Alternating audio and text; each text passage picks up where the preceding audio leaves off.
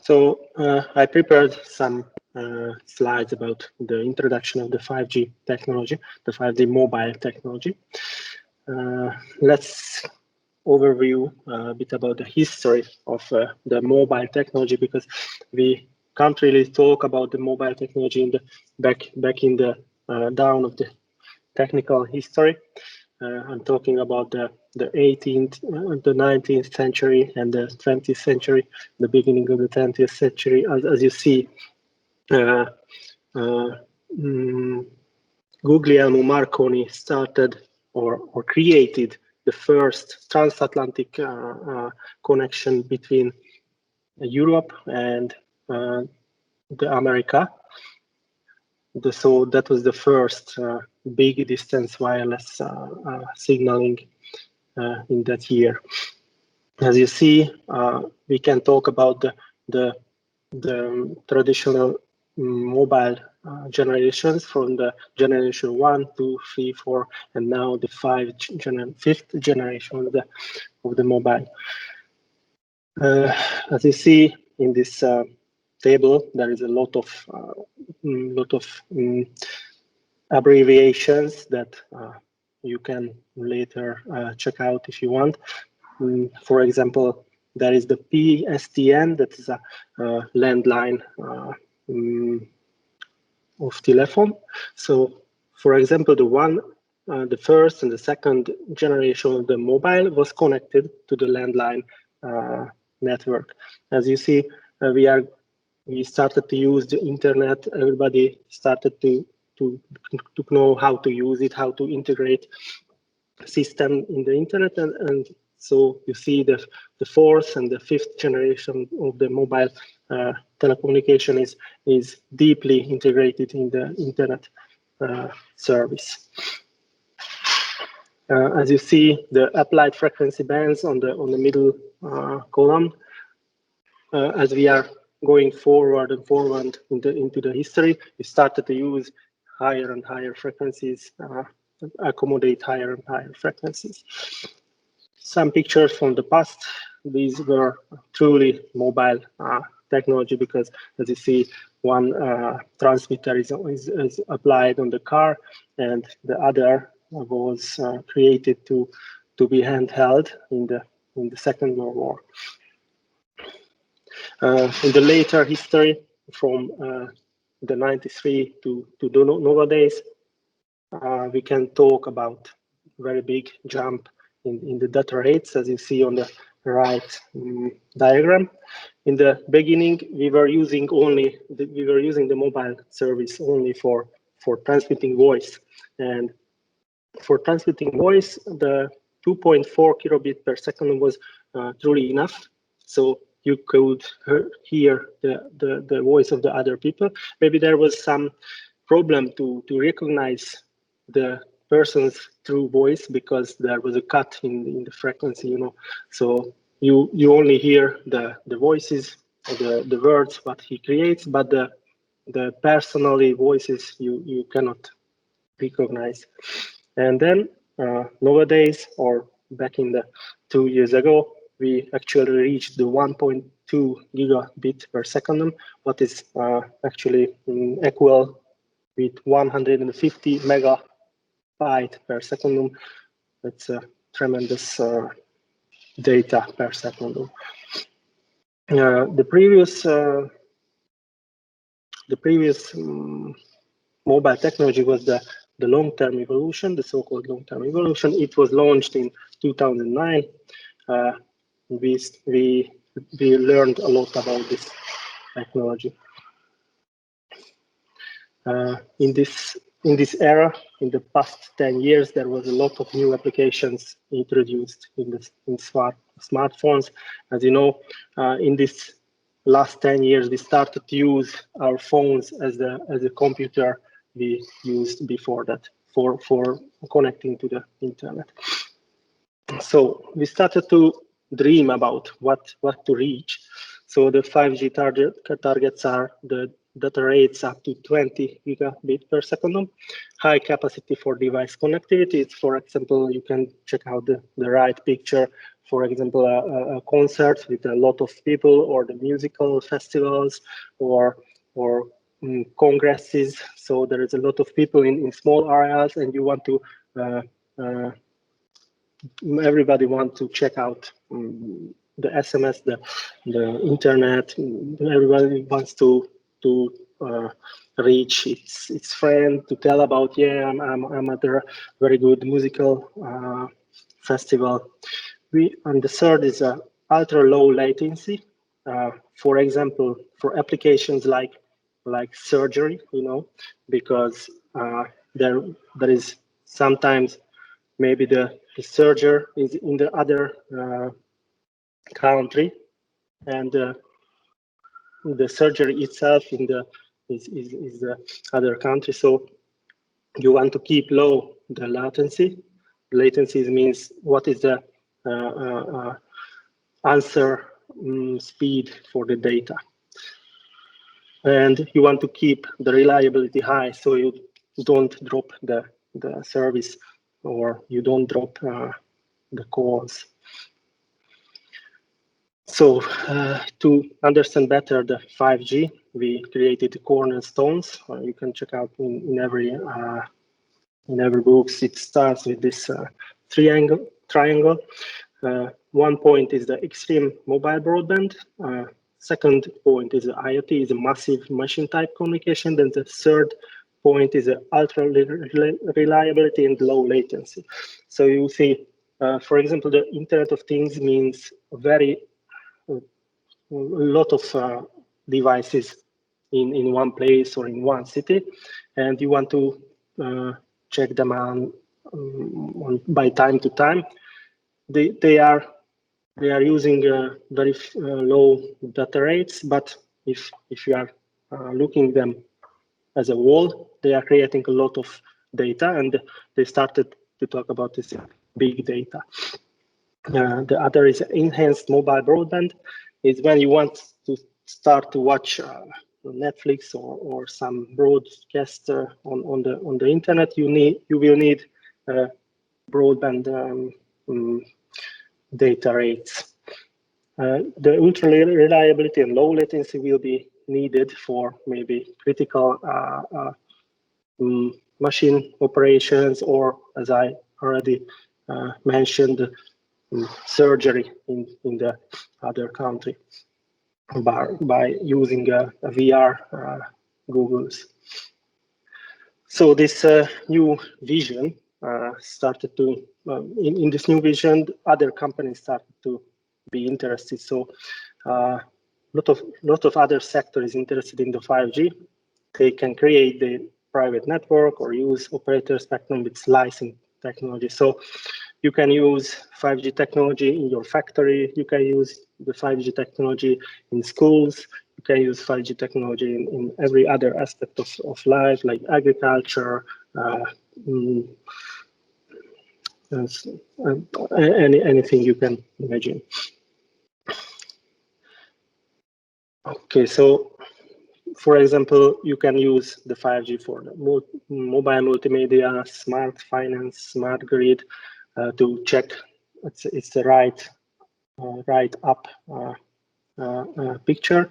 You can you can check the usage of the power lines, because in the night the power is rising, and in the morning is rising, because everybody at home switching on the on the lights, or the factory starts to operate with a higher capacity.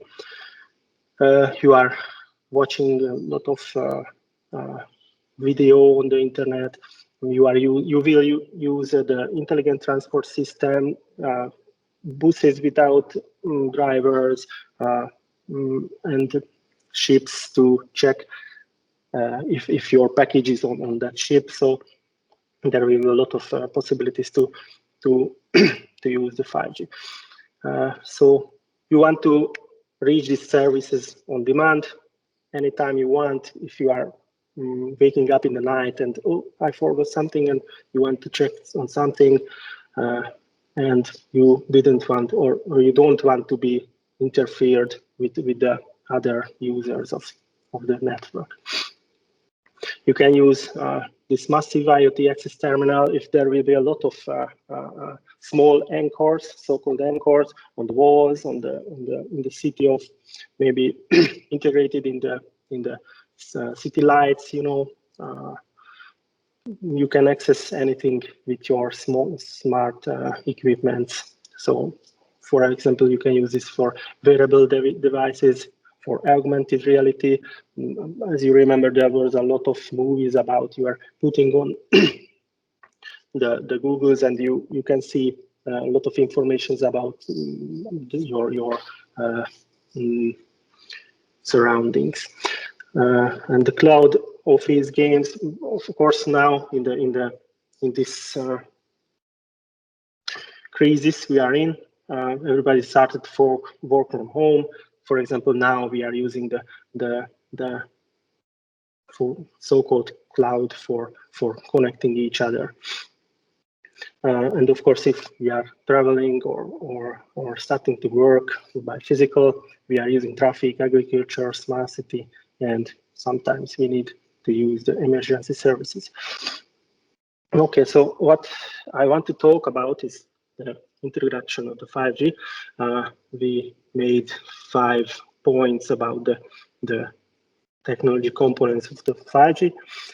You can check out on the right. There is a few pictures about them. So the 5G will use new spectrum. The 5G will use massive multiple input, multiple output. It's a MiMo, beamforming, network slicing, and dual connectivity, long-term evolution, coexistence, because we don't want to cut off the LTE immediately, but we have to slowly transcend from the LTE to the 5G.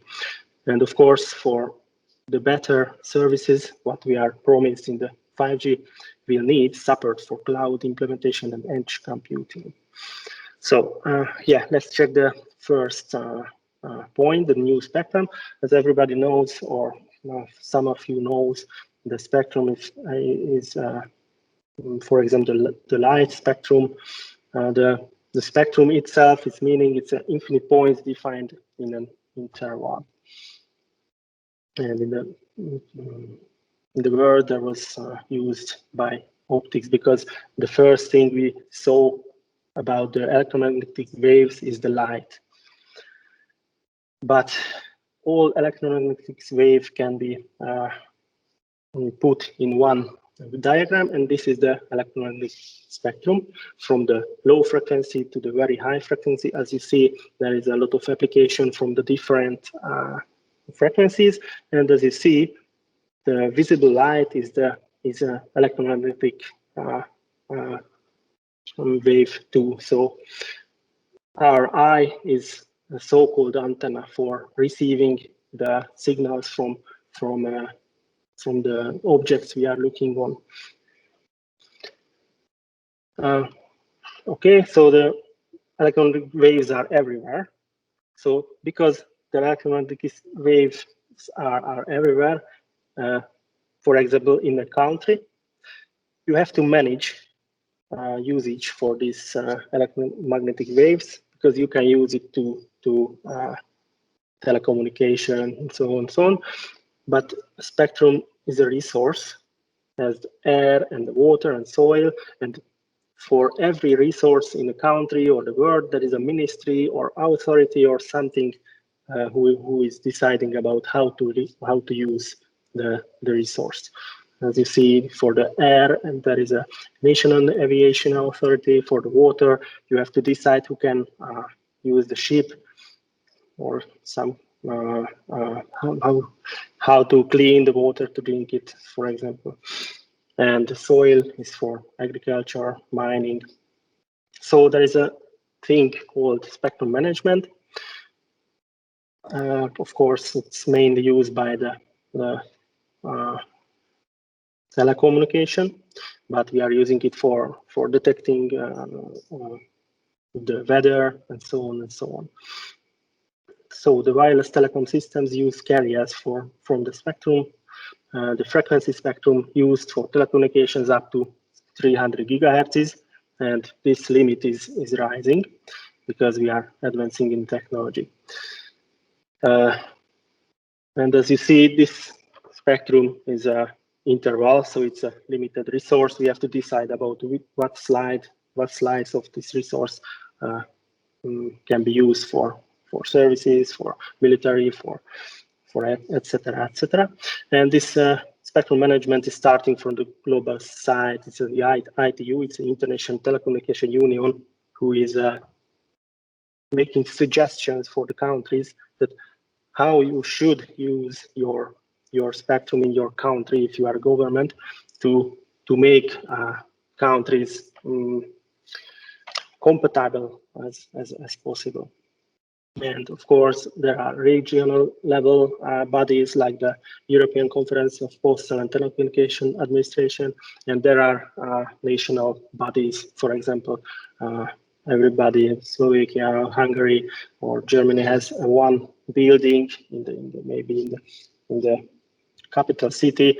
There is a lot of people working on these things to keep clean the spectrum, to deciding about how to use the spectrum, etc., etc. And of course, if you are buying one slice of this spectrum, because these can be like 10 millions of euro for very few slices of the spectrum, but you can use for providing your services, there will be a company level management for this spectrum. As you see, there is a example for the frequency allocation table. For example, United States in 2016 had this table to write down which frequency to use to what purposes, and you see a lot of colors and blocks, military, civil, free to use, and a lot of things. Okay, so let's pretend I'm a telecommunication company and started to buy one slice of this spectrum. How to use it? Like if you are buying a land, you start to maybe use combined tractors to make it good crops in the end of your year. So there are a lot of methods to use the spectrum, like frequency division, multiple access, when you slice your given frequencies up and address users for every frequencies. There is time division, multiple access. You are slicing up your one frequency to multiple time slots and giving up to users by time to time. There is a very hard or very difficult orchestration behind this, because you have to know which millisecond is which user. And in the end, it's not. It's 10 years, 15 years ago, they came up with the code division multiple access, when let's use one big block of the spectrum to everybody, and you are receiving this information, and you will, by the code or by some password like code, you can search your information from this big block. These are the traditional mobile technology access methods.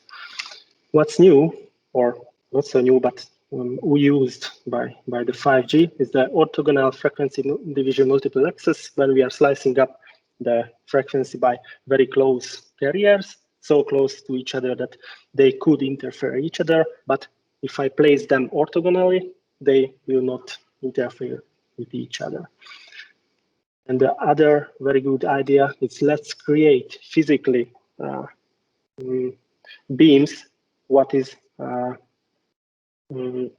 following the user. So it's like a space division multiple access, but it's better because I can direct the beam where you are going.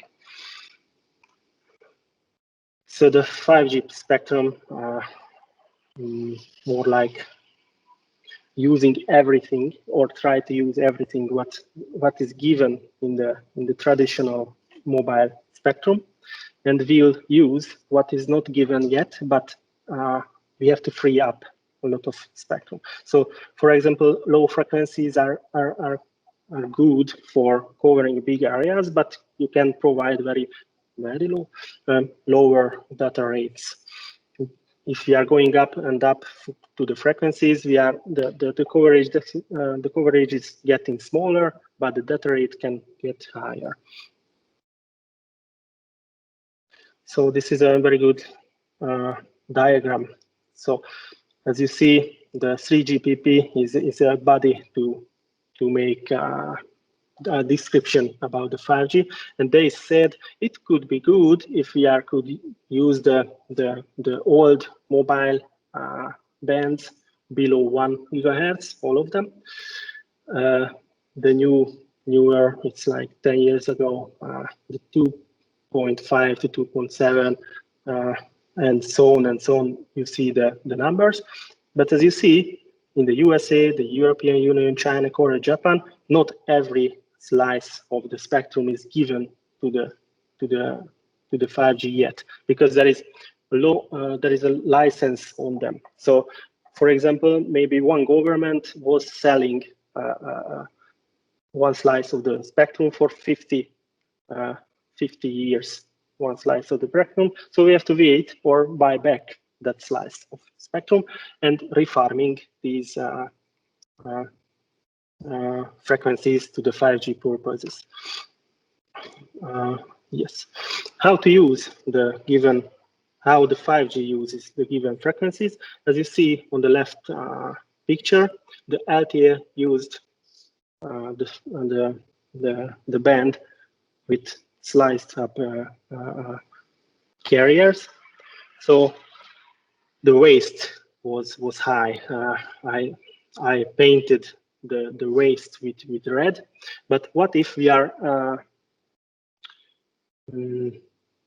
unify or try to unify the whole spectrum? We can make 95 megahertz up to 95 megahertz from the 100 megahertz spectrum. So it's a very effective way to use the spectrum. So the waste is much lower. Yes, and on the table you can see how much data we can provide more with this unifying technology.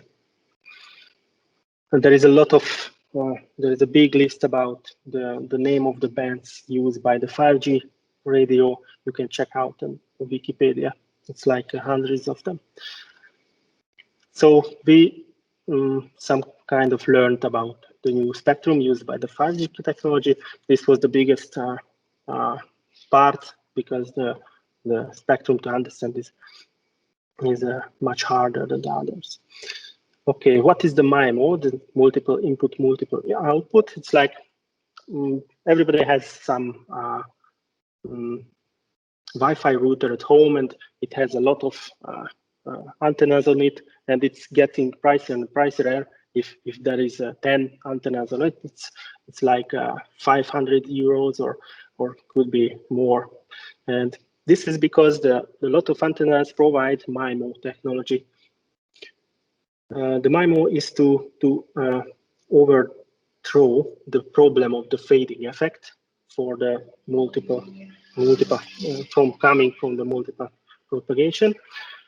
So basically, if I'm using a lot of antennas and maybe there is problem receiving on the right and middle antenna, the receiving signal is very weak, there is two other antenna who can provide for my receiver a good signal. So this MiMo technology can increase the spectral efficiency and the network coverage, because you can walk much far away from the base station. So without MiMo, you can see there is one transmitter and one receiver on the picture.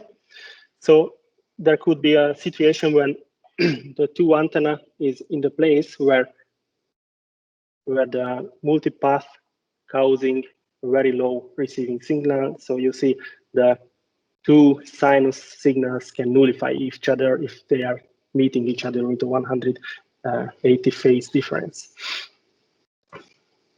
So if we are using a lot more antennas, we can overcome this problem.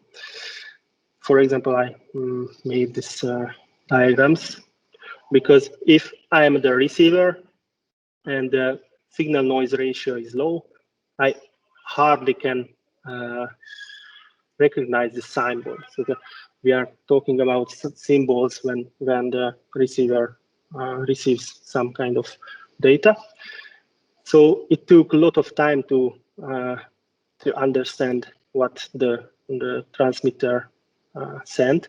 But if I'm turning up the signal noise ratio, as you see, there is a very high signal here. The symbol is very good to recognize. Other thing to use with a lot of antennas is the beamforming. As I previously talked about, there is a beamforming and searching with beamforming users. So if I only use one antenna and sorry, so if there is one antenna with a reflector behind it, we can create a hemisphere radiation pattern. And if I'm raising the number of the antennas, I can make the main lobe narrower and narrower until, with, for example, 4 antennas or 64 multiple 64 is a very big antennas who can create a very narrow main lobe. Yeah, but the technology is not this, because we already made a lot of antennas what is can radiate very narrow.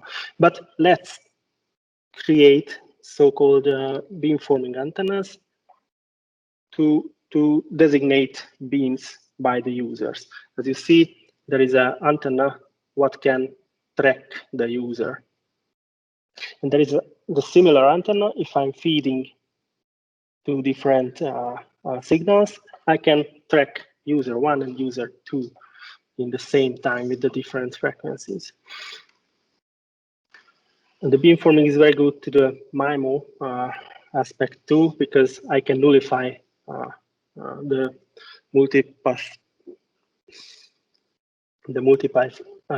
effect, mitigate the multipath effect in order to make better signal to noise ratio. As you see, there is a user who can reach by, for example, direct waves, and there is a wave what I can use for make much stronger receiver signal. If maybe in the direct wave there is an object, then maybe the secondary path is better to provide a good signal to noise ratio. So this is the MiMo beamforming aspect. Let's talk about not the network slicing, because I left that for the last. Let's talk about the dual connectivity and long-term evolution coexistence. What means we don't want to cut off users. Maybe your phone is good only for the LTE.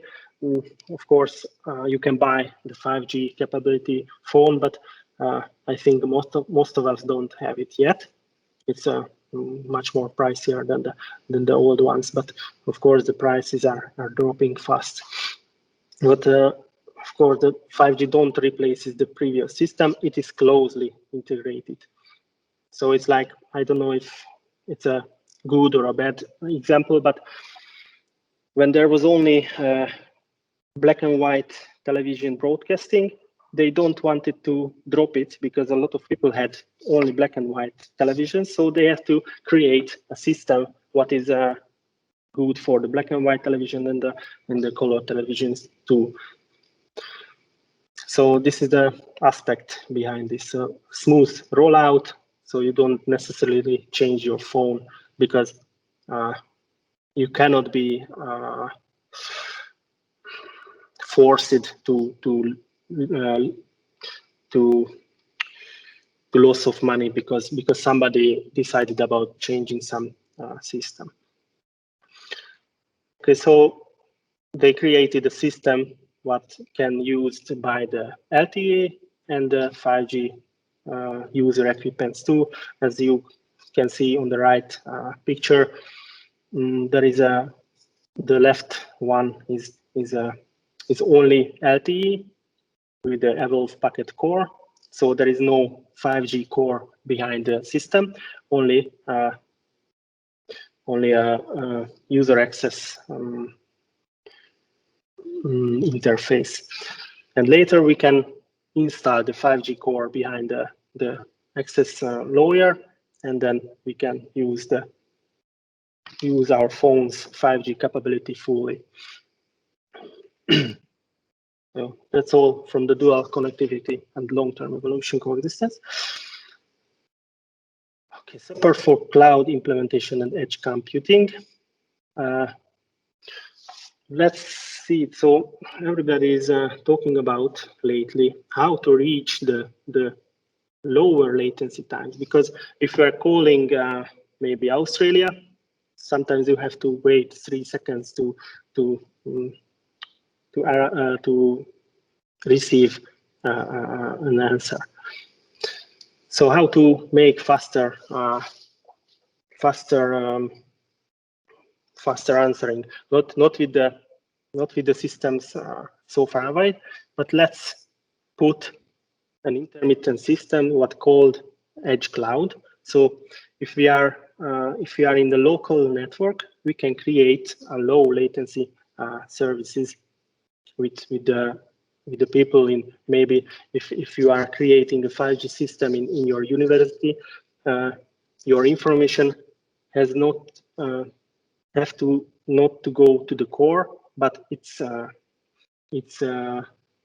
computed in the edge cloud and sent back to the other user equipment. So this is how we are cutting back the answering time. So we are using the edge cloud, but the edge clouding is meaning that some systems you are bringing closer to the users. For example, if in New York a lot of people are watching Netflix has created big server rooms only accessed by the New York population. So this is some kind of the edge computing thinking. So let's and the other thing is let's distribute this system. So let's forget about the very centralized system. And if there is a lot of system components near maybe Budapest, Žilina, Vienna, so it's not only maybe in the middle of the Europe, it's much faster the connection. So how to imagine this bringing closer the edge? As you see, there is some kind of thing called hoteling. Is when the edge computers are installed right behind the RF layers. So if I'm maybe on the place of the music festival or maybe big crowded events, we can place an own server, an edge cloud server, right behind the RF layer. So because we are expecting that a lot of people will talk about with each other from inside an area. So the information don't need to leave to the higher layers of the OSI models. And as you see, the classical distributed system was that on the center, maybe on the base station, there was one server who is handling every data, and then sends back some kind of information. So we were learning about 4 from the 5 aspect. And let's talk about the network slicing. This is important because our work group is about this technology that we have to create a open radio access network, and this is how we handle it. This is the network slicing, because we are some kind of using the mobile vendors network, but also we are creating a very small of it in a big area. For example, in a Disco or something, there was a lot of examples what our team created. So what could be the requirements of the 5G? It could be latency, it could be throughput, capacity, availability. So the latency is when you want to make surgery or mission critical application where the timing is very critical. Throughput, when you play with virtual reality or watching some beautiful videos on the smartphone. Capacity is when there is a lot of machines, for example, in the factory or music festivals. And availability, because I don't want to drop signals when there is a surgery or when I'm sitting in the car. What is autonomous fully in 10 years or 20 years, there will be fully autonomous cars. But it's very important that the availability has to be high. So there is 4 different requirements. So maybe I don't need data, I don't need capacity, and I don't need availability for my system, only latency, because there may be 2 systems who is cooperating with each other, and it's imperative that we have a low latency. So it's some kind of looks like this. We are using the vendors cloud and the internet, and there is an orchestrator at the vendor, at the company, who is deciding which slices are going which service. So you can imagine these slices like a simulated network, or it's like a emulated network, if you know what is emulation. And from this simulated or emulated system, we can slice up pieces and give out services to the people, to the users. And if somebody wants to high throughput, I will create some kind of slice what can make a big throughput, and maybe it can't provide low latency or capacity or availability. But if I'm watching my videos on my smartphone, it's not important that it has half of second of latency. Okay, so the orchestrator is deciding about which slice goes where. We are using platforms, applications, and of course the infrastructure with the base stations and the anchor points of the network. So as you saw, there was an orchestrator. It's like an overlord deciding about everything, who can use what. If there is a very high usage of the network, it can optimize the user access. I forgot, it's a virtualization. So it's the network can be virtualized, and then we can slice up, or after slicing up these virtual networks, we can give out the systems. Okay.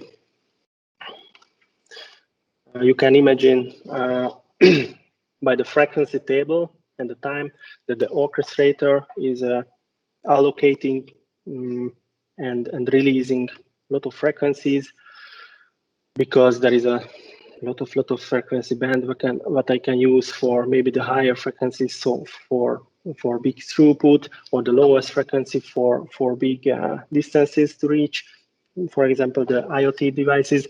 So maybe if I want to reach the maximal latency, throughput, high service availability, I can, of course, it's ideal. You cannot allocate all the frequencies in time, but you can imagine that there will be some kind of services what could use the whole frequency allocation table in one time. And that is our it's the most useful diagram for our work group, because our work group is working like this. This is local, for example, low latency service, or local high capacity service, or local high broadband service. So it can be a lot of other things. But for example, if you are stepping in a place where we created this this system, what is the sliced up open radio access network, maybe you are so-called unsubscribed from the vendors for Telenor, Telecom, Orange, and will subscribe for the network that we created. And this is how it looks. So as you see, if I'm stepped in this network what we created, I only can use this service in this place where we created it. But if I'm leaving this place, I can subscribe back for my vendor and can use again their whole function. For example, accessing the internet. If maybe I could not access the internet from the inside of the building. So yeah. So we learned, I think, everything about the basics of the 5G technology. And I have to say I was so fast, because the last time, the time was not enough for me, but now I was finishing much earlier than I expected. So there will be a time for questions if you have any, and we can step back to slides if you want to be clarified about some